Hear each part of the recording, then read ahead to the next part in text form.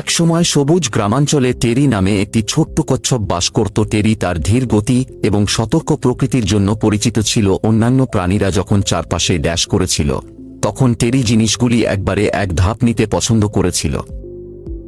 এক রৌদ্রোজ্জ্বল দিনে টেরি একদল পাখিকে উপরে উঠতে দেখেছিল। তিনি আকাশে তাদের সাথে যোগ দিতে চেয়েছিলেন, তার খোলের নিচে বাতাস অনুভব করতে চেয়েছিলেন, কিন্তু যখনই সে চেষ্টা করত, তার ভারী শেল তাকে ভারাক্রান্ত করত এবং সে নিচে নেমে যাওয়ার আগে মাটি থেকে মাত্র কয়েক ইঞ্চি ম্যানেজ করতে পারত। হতাশ বোধ করে টেরি পুকুরের ধারে তার প্রিয় জায়গায় ফিরে গেল। যখন সে তার প্রতিবিম্বের দিকে তাকালো, সে তার চোখে দৃঢ় সংকল্প লক্ষ্য করল, আমি ধীরে ধীরে হতে পারি, কিন্তু আমি হাল ছাড়ছি না, তিনি নিজেকে ঘোষণা করেছিলেন।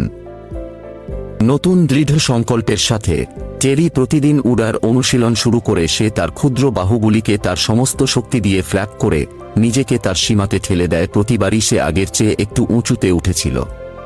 মাস কেটে গেল এবং টেরির অধ্যবসায় প্রতিফলিত হল। সে এখন তার কল্পনার চেয়ে অনেক উঁচুতে উঠতে পারে। তার বন্ধুরা পাখিরা তাকে গাছের টপ থেকে উল্লাস করেছিল, তার রূপান্তর দেখে অবাক হয়েছিল। একদিন দিগন্তে ঝড় বয়ে গেল, অন্ধকার মেঘ জড়ো হয়ে